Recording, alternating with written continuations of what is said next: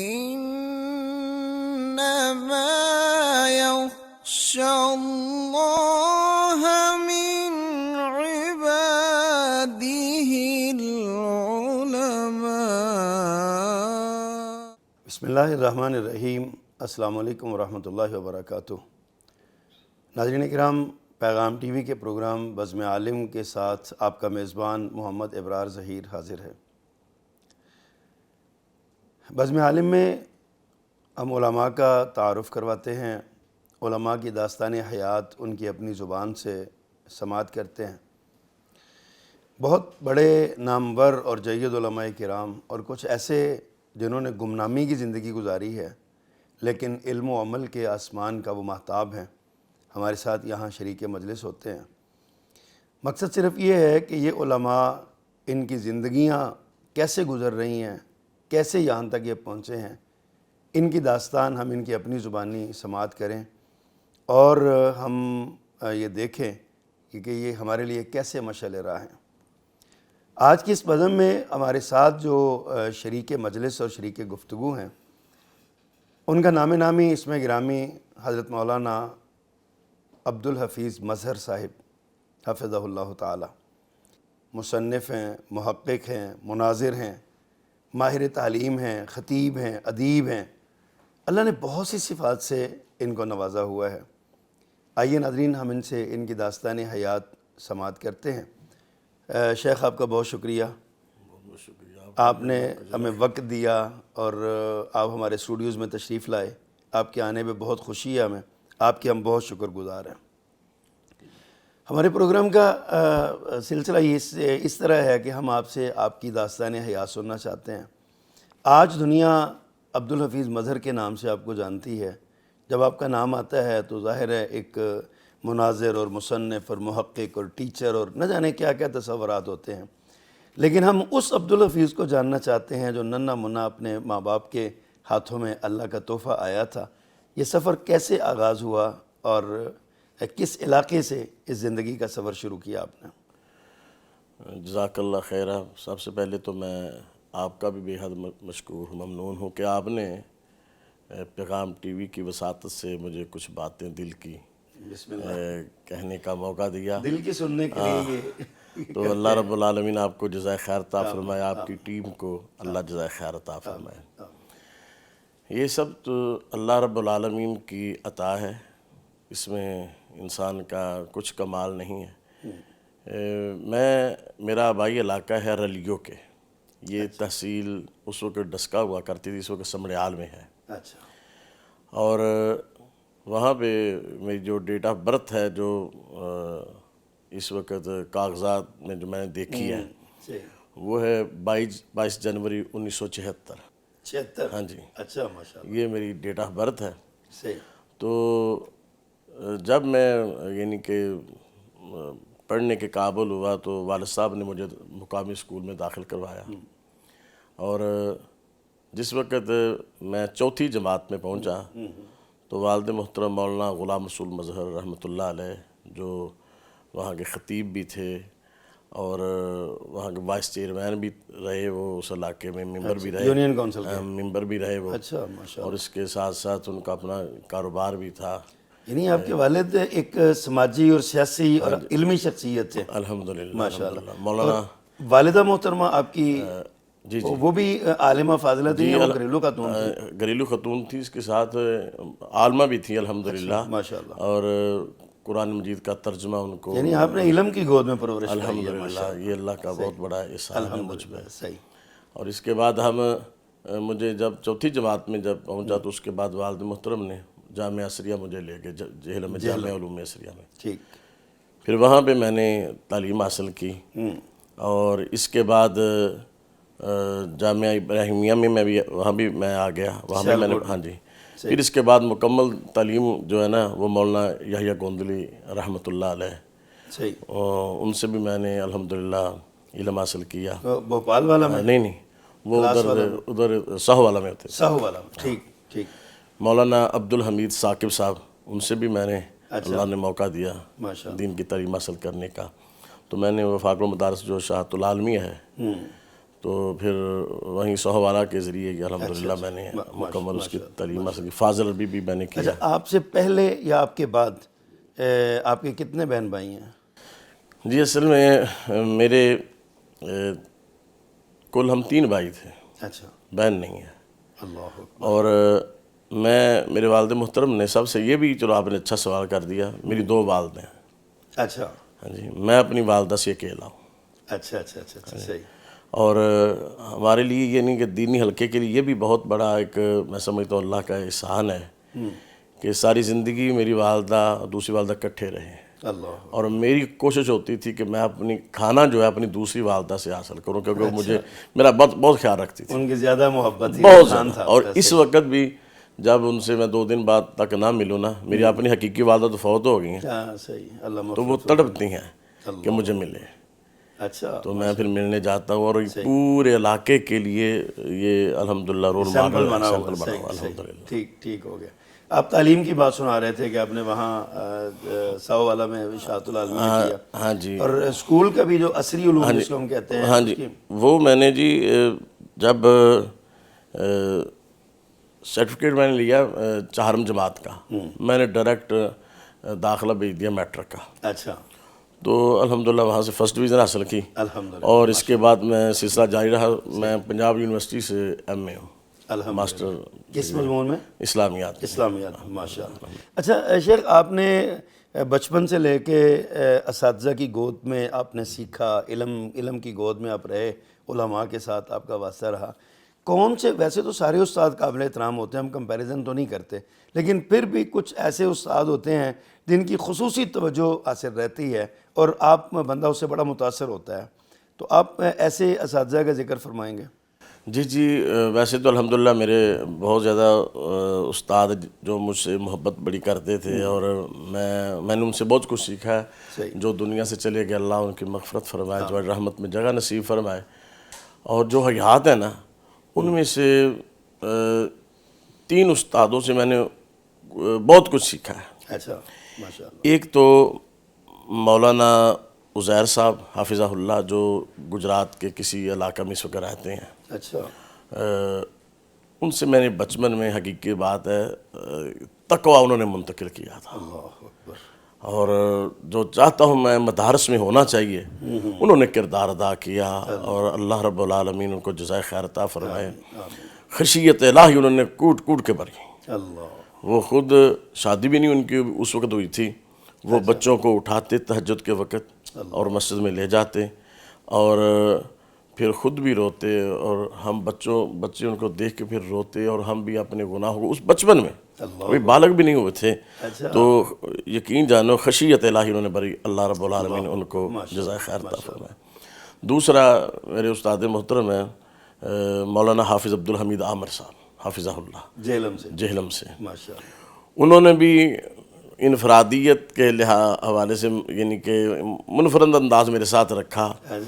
پتہ نہیں کیا انہوں نے کچھ چیز دیکھی، میرا خصوصی طور پہ خیال رکھتے، جس سے مجھے آگے چلنے میں نا بہت موقع ملا. کیونکہ والد محترم رحمۃ اللہ علیہ، وہ تو جب 14 سال کا تھا میں، اس وقت وہ رحلت فرما گئے، وہ فوت ہو گئے.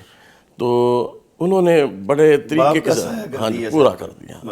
اور انہوں نے مجھے نا آگے چلنے کا الحمدللہ طریقہ سلیقہ بتایا، اور خودداری جو بتائی مجھے سکھائی. الحمدللہ یہ اللہ کا احسان ہے. اور میں سمجھتا ہوں اس دور میں خودداری بہت بڑی نعمت ہے. وہ سکھائی ہے مولانا محمد یحییٰ گوندلوی رحمۃ اللہ علیہ. ماشاءاللہ. صحیح. اگر انہی پہ اگر ایک بات کرے تو بڑی لمبی داستان ہے جی، بہت لمبی داستان ہے.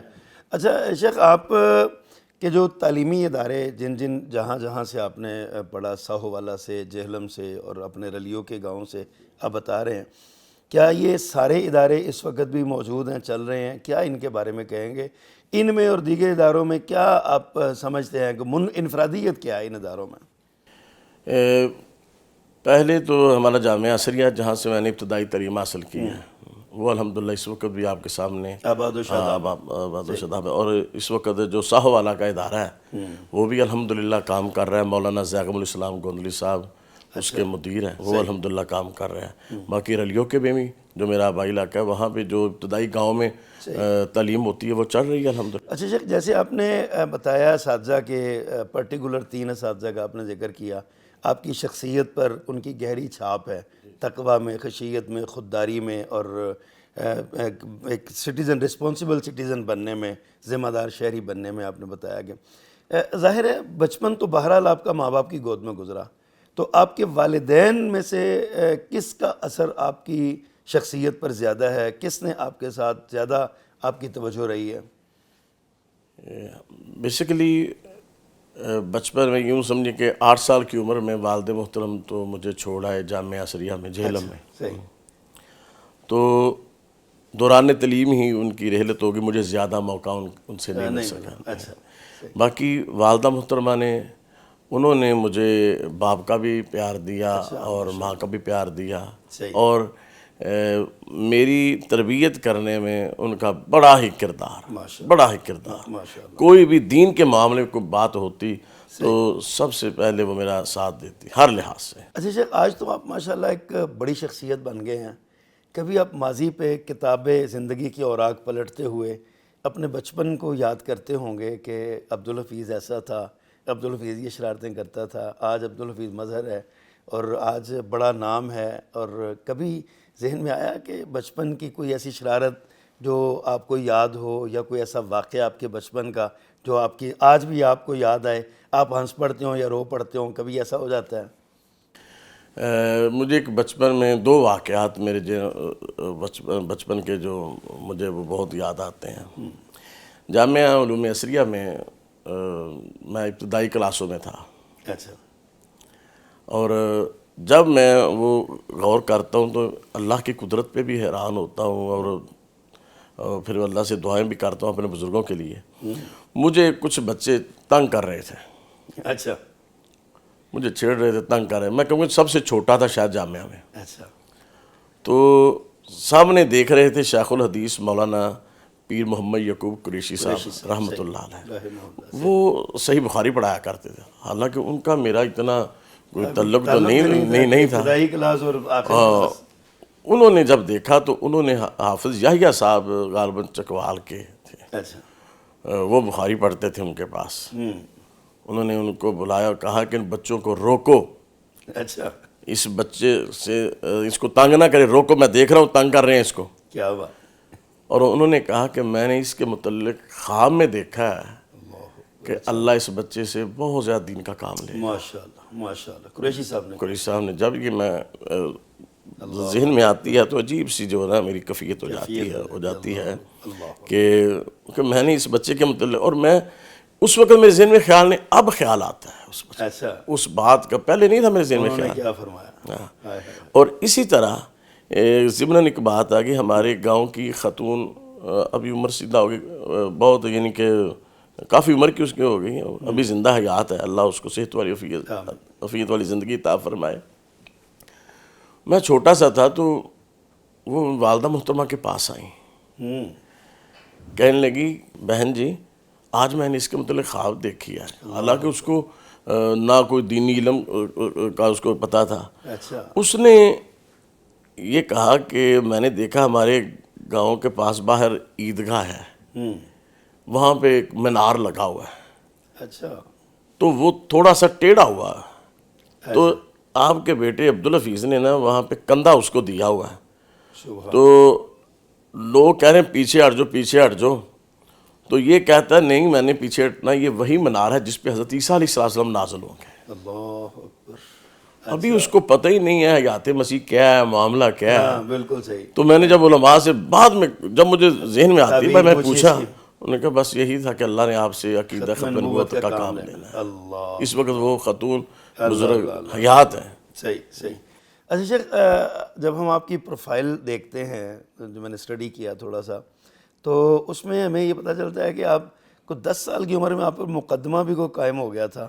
اس کی کیا داستان ہے؟ کیا شرارت کی تھی جو مقدمہ قائم ہو گیا؟ وہ مقدمہ ہم جامعہ عصریہ میں پڑھتے، کیونکہ میری سارا جو بچپن ادھر ہی جامعہ علوم عصریہ میں پڑھتے تھے. تو اس دوران صبح اٹھے تو ہمیں اطلاع ملی کہ لاہور میں بم دھماکہ ہوا ہے. اچھا. تو حضرت علامہ شہید رحمۃ اللہ علیہ وہ اور اس طرح حضرت یزدانی شہید رحمۃ اللہ علیہ ان کے متعلق جب پڑھا تو ان کو محبت تو بہت تھی ان دونوں کے ساتھ، بڑا پیار تھا، کیونکہ 3 دن پہلے میری حضرت یزدانی شہید رحمۃ اللہ علیہ سے ملاقات بھی ہوئی تھی، ادھر کوٹ لائمہ میں تشریف لائے تھے، وہاں پہ ملاقات بھی ہوئی تھی. بہرحال اس وقت میری 10 سال کی تقریباً عمر تھی. تو میں نا ادھر پروگرام ان کا بنا احتجاجی پروگرام مظاہرے کا جامعہ میں. گیٹ تو بند کر دیا جامعہ نے تاکہ بچے جذباتی تھے باہر نہ نکلیں.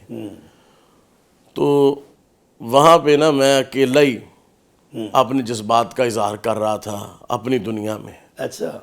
کہ ظالم تم نے علامہ شہید کو تم نے لے گئے، یزدانی کو تم لے گئے، انشاءاللہ اللہ اور یزدانی پیدا کرے گا اور علامہ پیدا کرے گا. یہ جذبات تھے اور کسی نے پتہ نہیں کسی استاد نے سن لی ہے.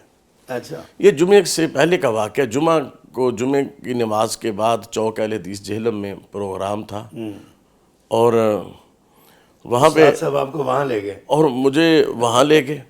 یعنی کہ جمعہ ادھر ہی پڑھتے تھے، مجھے نہیں پتا تھا میرا انہوں نے بیان کروانا ہے کوئی. صحیح. وہ جب باری علماء کرام دیوبند مکتبہ فکر کے بھی علماء تھے ادھر اور بیروی مکتبہ فکر کے بھی ہمارے سارے بزرگ ادھر ہی تھے، مشترکہ. وہاں پہ انہوں نے نا میرا اعلان کر دیا آپ کے سامنے اپنے خیالات کا اظہار کرے گا عبدالحفیظ سیال کوٹی. اچھا. میں چھوٹا سا تھا، آگے ڈائس پڑا ہوا تھا. صحیح. انہوں نے کہا یہ تو پورا نہیں ہے. انہوں نے نیچے کرسی رکھی، مجھے اوپر کھڑا کر دیا. اچھا. پھر مجھ سے جو بھی ہو سکا میں نے کیا. اچھا. ماشاء اللہ.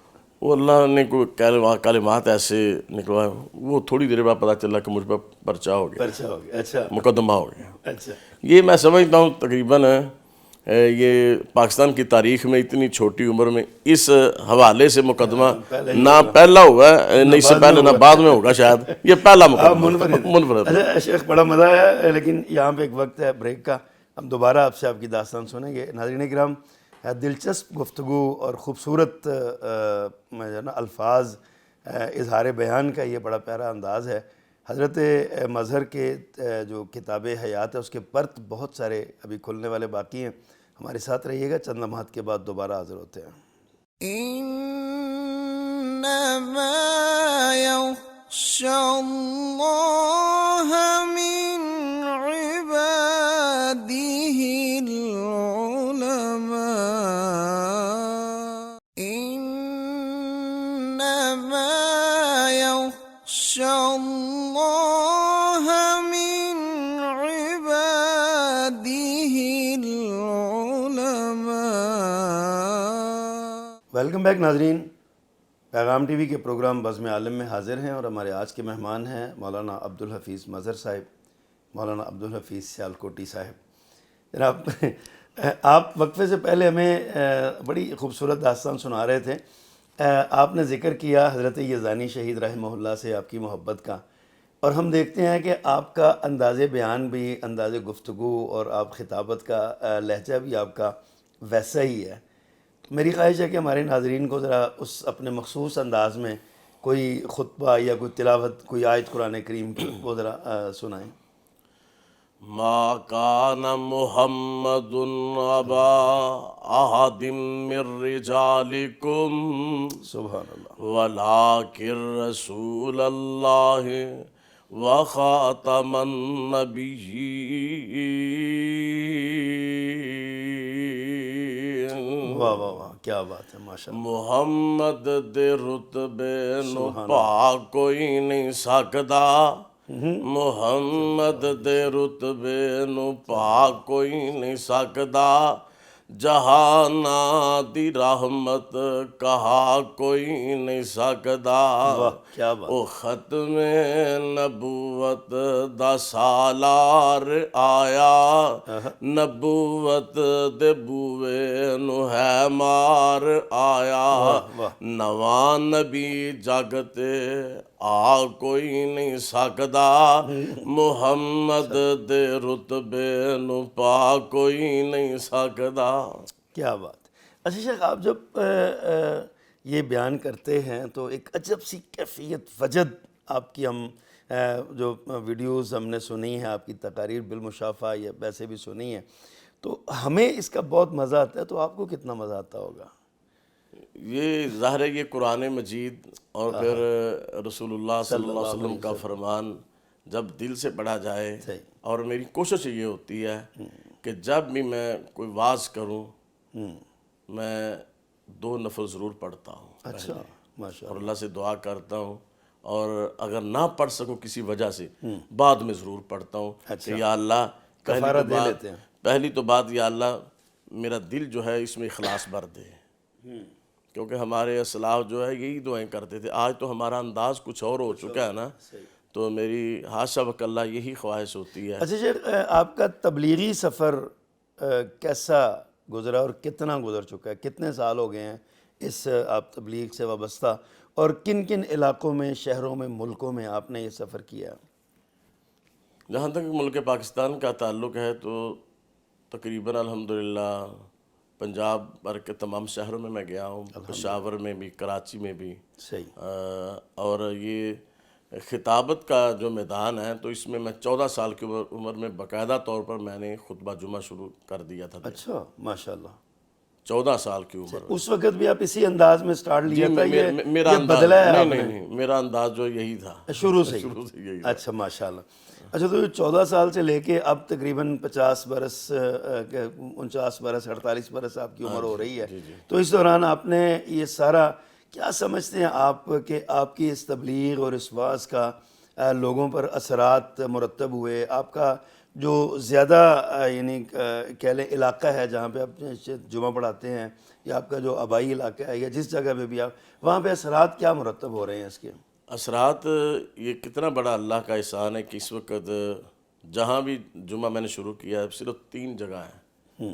میری کو وہ عادت نہیں ہے کہ جگہ بدلنے کی۔ اچھا، پہلی بات تو جب گاؤں میں تھا تو وہاں پہ جمعہ شروع کیا تھا۔ صحیح۔ اس کے بعد حضرت گوندلی رحمۃ اللہ علیہ نے میری ڈیوٹی لگا دی ساہوالا روڈ پہ، اڈے پہ، اچھا، اسٹیشن پہ۔ صحیح۔ وہاں یہ کیفیت تھی کہ مین روڈ جو تھا نا، جو ساہوال جاتا تھا، جمعے کے وقت بند ہو جاتا تھا۔ اللہ اکبر۔ اچھا، اور اس وقت بھی الحمدللہ میں جامعہ خاتم النبیین جہاں جمعہ پڑھاتا ہوں، صحیح، وہاں پہ شہر کا سب سے بڑا اجتماع ہوتا ہے، صحیح، ماشاءاللہ، اور لوگ دور دراز سے لوگ آتے ہیں۔ صحیح۔ اور میرا مقصد یہی ہوتا ہے کہ ان کے جھولیوں میں کوئی بھر کے بھیجا جائے۔ عمومی موضوعات گفتگو کے کیا ہوتے ہیں آپ کے؟ عمومی وہاں پہ اصلاح معاشرہ ہوتی ہے، اور اس کے ساتھ ساتھ جو ٹچ ضرور ہوتا ہے ختم نبوت کے حوالے۔ اچھا، اچھا شیخ، یہ آپ ایک بڑا ٹف جاب ہے، یہ ایک خاص عنوان پہ اپنی زندگی بتانا، اپنی جد و جہد، کوشش، کاوش، آپ کی تقاریر، تحاریر، آپ کی تصنیفات زیادہ تر اسی ختم نبوت کے موضوع پر ہیں، اور یہ ایک زندگی ہے، اس میں مشکلات بھی آتی ہیں، آسانیاں بھی ہوتی ہیں۔ کتنی مشکلات آپ کو فیس کرنی پڑی ہیں اس راستے میں اور اس معاملے میں؟ یہ ابتدائی دور تو ہوتا ہی مشکلات کا ہے، کیونکہ جب کوئی بھی آدمی کو کام کرتا ہے اگر اس کے دل میں اخلاص ہوگا تو وہ دائیں بائیں نہیں دیکھا۔ میری کوئی بیک گراؤنڈ ایسی نہیں تھی صحیح، کہ جس طرح والد صاحب میں بتا رہا ہوں آپ کے کہ چودھری 14 سال کی عمر میں وہ ہم جب فوت ہو گئے، اچھا، اللہ تو اس کے بعد کوئی ایسا ماحول نہیں۔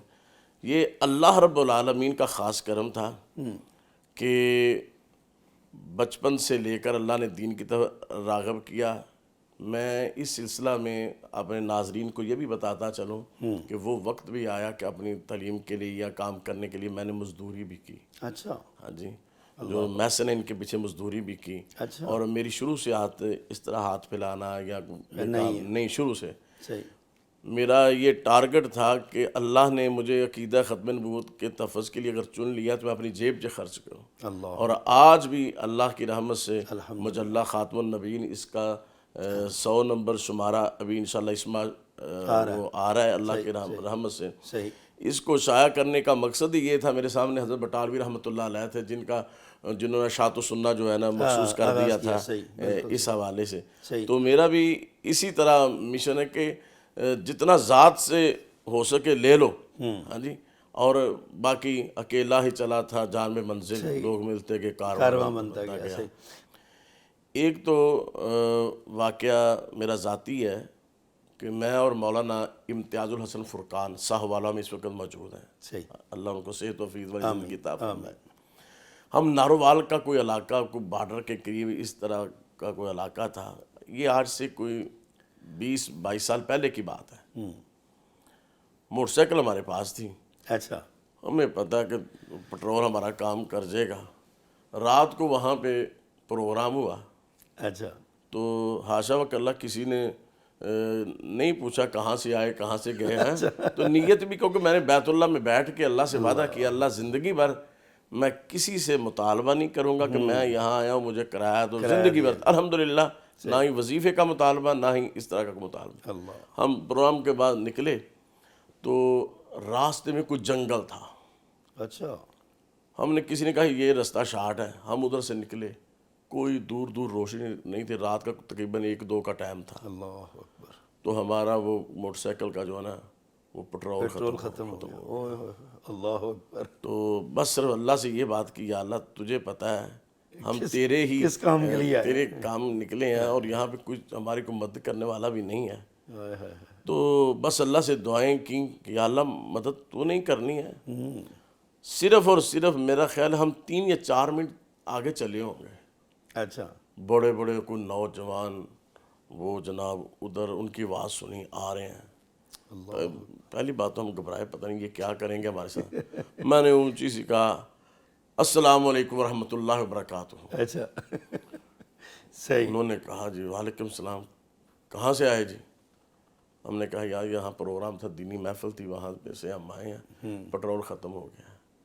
پتہ نہیں انہوں نے کہاں سے پٹرول ہمیں اسی وقت لا کے دیا اور موٹر سائیکل میں ڈالا، اور ہم ادھر پسرور آ گئے، پھر ہم گھر پہنچے۔ اللہ، تو میں یہ اللہ کی مدد سمجھتا ہوں، کیا بات، مجھے آج تک اللہ نے چھپائے رکھا وہ راستہ کون سا ہے، اچھا، ابھی تک نہیں مجھے سمجھ آئی، اچھا، راستے کا بھی نہیں راستہ ابھی تک مجھے سمجھ کس راستے سے ہم آئے تھے۔ اللہ اکبر، یہ اللہ کی نصرت ہے، اللہ کی مدد ہے، اللہ نے بڑی مدد کی ہے۔ بہت اچھا شیخ، آپ کے جو ہے نا وہ تعلقات علماء کے ساتھ بہت سارے علماء سے ہوں گے، ظاہر ہے بھی تحریک بھی چلا رہے ہیں، جماعت کے بھی ذمہ دار ہیں، ہماری جماعت کے بڑے بڑے اکابر علماء بھی آپ کے ساتھ رہے ہوں گے، روپڑی خاندان کے ساتھ آپ کا بڑا گہرا تعلق رہا ہے، اس کی کیا وجہ ہے؟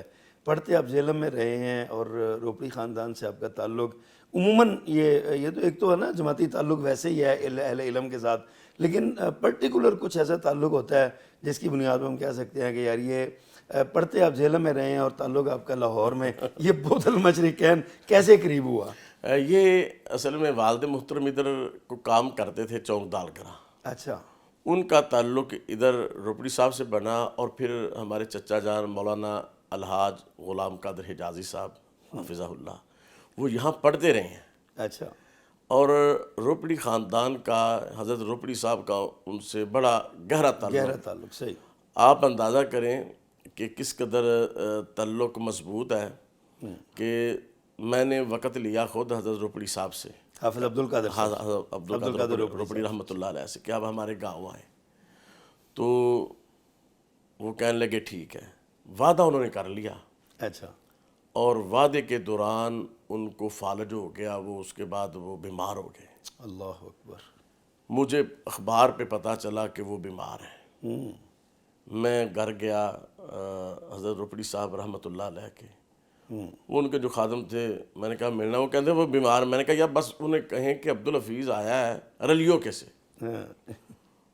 میں نے زیارت کرنی ہے، تو انہوں نے آنے دیا، تو میں کہہ رہا تھا کہ ہم نے اشتہار بڑے چھپائے ہیں، یہ کیا وہ کیا، تو آپ بیمار ہیں، آپ نے ضرور آنا ہے، وہ جو خادم تھا نا وہ بابا نہیں یہ نہیں آئیں گے، یہ نہیں آئیں گے، اچھا، آپ سب کہنے لگے میں آؤں گا انشاءاللہ۔ اللہ اکبر، کیا بات، اب اندازہ کریں حضرت پروگرام تھا، حضرت کو ایمبولنس میں رلیو کے پہنچایا گیا، سبحان، یہ زندگی کا آخری ان کا پروگرام، آخری درس تھا اچھا، رلیو کے، اللہ اکبر، کیا تو اتنے یعنی کہ وعدہ افاع کرنا کہ اندازہ کریں حضرت روپڑی صاحب ایمبولنس میں آئے، چل نہیں سکتے تھے، سبحان اللہ، ان کو اس طرح ویل چیئر پہ اور جناب لوگوں نے اٹھا کے ان کو اسٹیج پہ بٹھایا، ایمبولنس میں آئے وہ۔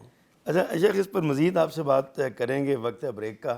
ناظرین کرام، محترم مولانا عبدالحفیظ مظہر حفظہ اللہ یہ بہت اچھے مصنف بھی ہیں، بہت سی کتابیں لکھی ہیں، اس پر ابھی ہم نے بات کرنی ہے، اور بھی چند ایک تربیتی پہلو سے ہمارے ساتھ رہیے گا، چند لمحات کے بعد دوبارہ حاضر ہوتے ہیں۔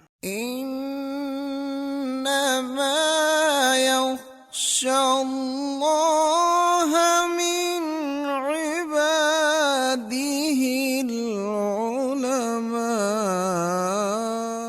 إنما يخشى الله من عباده العلماء۔ ویلکم بیک ناظرین، پیغام ٹی وی کے پروگرام بزم عالم میں ہم حاضر ہیں، اور مولانا عبدالحفیظ مظہر سیالکوٹی حفظہ اللہ ہمارے آج کے مہمان ہیں۔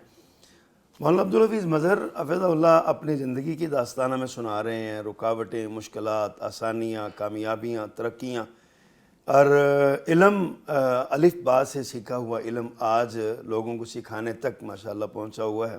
سینکڑوں لوگ آپ کے خطبات اور آپ کی تقاریر سنتے ہیں روزانہ کی بنیاد پر۔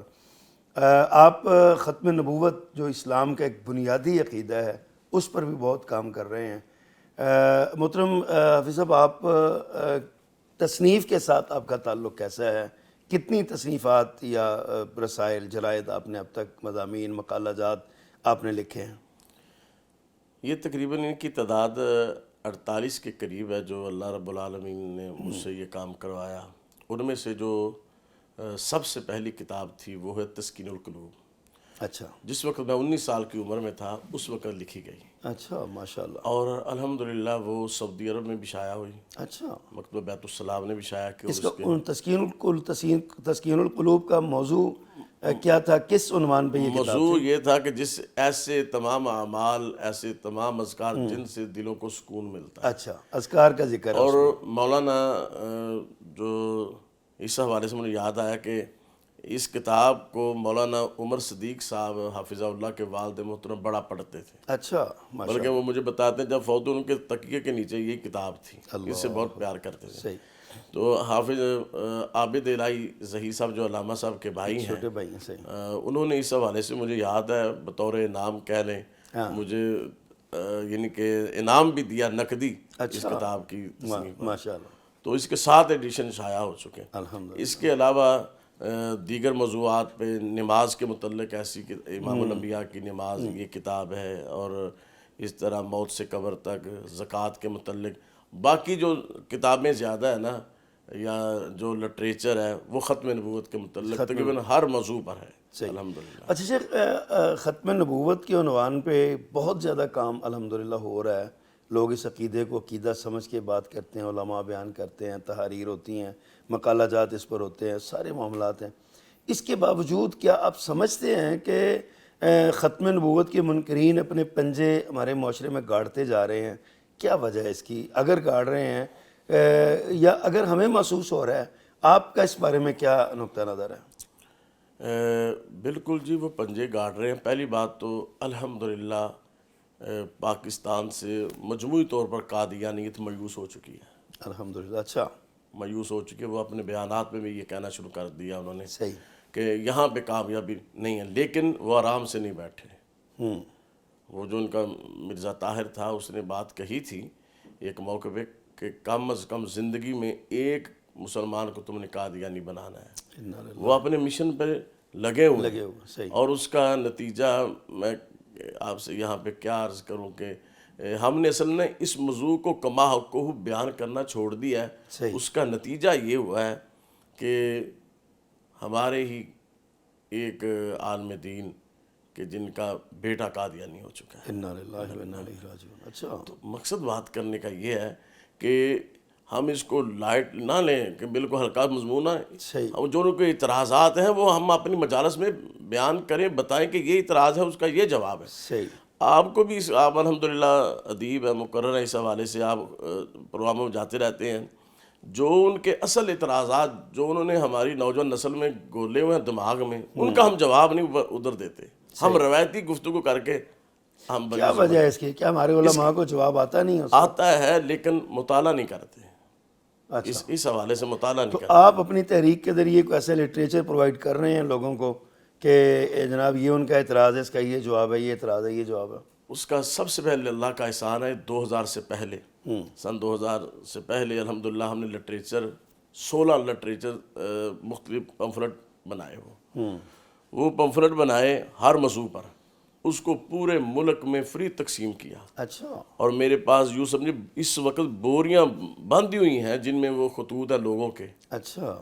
اور مجھے کئی کالجز سے کئی لوگوں نے مجھے باقاعدہ خط لکھے کہ ہمارے پاس قادیانیوں کا بیعت نامہ پڑا ہوا تھا، اچھا. آپ کا لٹریچر پڑھا ہے تو اللہ رب العالمین نے ہمیں ہدایت عطا فرمائی. ماشاء اللہ ماشاء اللہ. اور ہم نے اس حوالے سے کم از کم اپنا ضمیر تو ٹھنڈا مطمئن ہے کہ اللہ نے کام لیا. کام لیا آپ سے. میں علماء سے بھی کہوں گا کہ آپ کے پیغام ٹی وی کی وساطت سے کہ اپنے پروگراموں میں جہاں موضوع آپ رکھتے ہیں ختم نبوت کانفرنس کا، وہاں مقالہ رکھے، وہاں پہ ایک ٹو دی پوائنٹ گفتگو ہونی وہ ضرور رکھا. اچھا شیخ، اس سے ہٹ کے آپ کے خیال میں یہ جو ہمارے معاشرے میں کچھ اخلاقی اقدار بگڑ رہی ہیں، معاشرتی برائیاں پھیل رہی ہیں، ایک دوسرے کے ساتھ عدم برداشت کے رویے ہیں ہمارے، ہم سیاسی طور پہ، اپنا معاشرتی طور پہ، اپنا کاروباری طور پہ ہم ہر ایک کو لڑنے کو پڑتے ہیں، کھاتے ہیں ایک دوسرے کو، اس کی کیا وجہ ہے؟ کیوں ایسا ہوتا ہے؟ اس کی وجہ سب سے پہلے میں سمجھتا ہوں دین سے دوری ہے. اللہ. دین سے دوری ہے، اور یہ اصل میں کام وارثان ممبر و محراب کا ہے کہ جنہوں نے ان کی تربیت کرنی ہے. لیکن افسوس کہ ہمارے پاس ٹائم ہی نہیں ہے ان کے لیے، کوئی ایسا ماحول بنانے کا ٹائم نہیں. ہمارے اسلاف پہلے جو تھے نا، حالانکہ ہماری ذمہ داری تو یہی ہے، ذمہ داری تو یہ ہے، لیکن اس کے لیے ٹائم نہیں. اس کے لیے ہمارا بالکل ٹائم نہیں ہے. اور یہ میں سمجھتا ہوں کہ ہم مین جو ہے نا ذمہ دار ہیں. اور کیونکہ ہم اپنے خطبات کو، اپنے صبح و شام کے دروس کو اس ٹاپک پہ رکھیں. صحیح. اور جب ہمارے پاس کوئی آدمی آئے مسئلہ پوچھنے، ہم اس کو سمجھائیں. ہمیں پتہ ہوتا ہے ہمارا مقتدی فلاں جلالی طبیعت کا ہے، فلاں کیسا ہے، نرم طبیعت کا، اس کی اصلاح اس انداز سے کریں جس سے رسول اللہ صلی اللہ علیہ وسلم کیا کرتے تھے. آپ کو پوچھا نا کسی نے، اللہ کے نبی علیہ السلام مجھے کوئی نصیحت فرما دیں، تو آپ نے فرمایا لا تغضب، غصہ نہیں کرنا. آپ کو علم تو تھا نا کہ یہ ذرا جلالی طبیعت کا. پھر کہا کہ عرض کیا اللہ کے نبی علیہ السلام کوئی اور وصیت، یہ تو ٹھیک ہے. آپ نے پھر یہی فرمایا غصہ نہیں کرنا. سبحان اللہ. پھر تیسری بار پھر یہی فرمایا. اللہ. تو یہ ایک حکیم ہوتا ہے، نباز ہوتا ہے عالم دین، اس کو اس پر دھیان دینا چاہیے، توجہ کرنی چاہیے. اچھا شیخ، آپ کی پرسنل لائف میں، ظاہر ہے آپ کی پرسنل لائف میں جو آپ کے اذکار اور آپ کی عبادات کا معاملہ وہ کیا ہے؟ یہ صرف وہ ہے آپ کا پرسنل، لیکن بعض چیزیں ایسی ہوتی ہیں لوگوں کو رغبت اس سے ملتی ہے.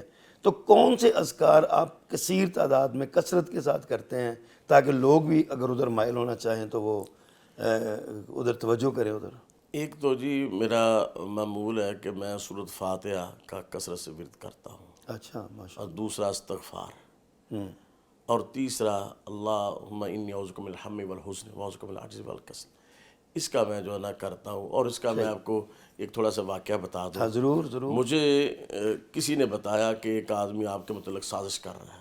اچھا. تو بڑی خراب سازش کر رہا ہے. میں پریشان ہوا کہ یہ میرے خلاف سازش. میں تو الحمدللہ اللہ نے مثبت ذہن بنایا ہے، انتشاری وہ ذہن نہیں ہے اللہ کی رحمت سے. مجھے پتا چلا کہ یہ آدمی سازش کر رہا ہے، بہت غلط پروگرام بنا رہا ہے. تو میں نے یہ وظیفہ شروع کر دیا، اللہم انی اعوذ بک من الہم والحزن. اچھا. چنانچہ ابھی ایک دن گزرا ہے، اچھا. اگلے دن عصر کے بعد وہ آدمی خود آ گیا، کہنے لگا اللہ کے معافی دے دے، مجھے معاف کر دے. واللہ کیا بات ہے، کیا بات ہے، ماشاءاللہ. اچھا شیخ، آپ کی اولاد کے حوالے سے پوچھنا چاہتا ہوں، آپ کے بچے کتنے ہیں اور وہ کیا کرتے ہیں؟ جی میرے الحمدللہ 4 بیٹے ہیں. الحمدللہ. اور 3 بیٹے جو میرے ہیں نا وہ مستقل خطبہ جمعہ دیتے ہیں. اچھا ماشاءاللہ. اور ایک چھوٹا بیٹا وہ حفظ کر رہا ہے، ابھی پڑھ رہا ہے. اچھا ماشاءاللہ. اور جو پہلا بیٹا ہے وہ الحمدللہ MSc ہے ساتھ. اچھا ماشاءاللہ. جی.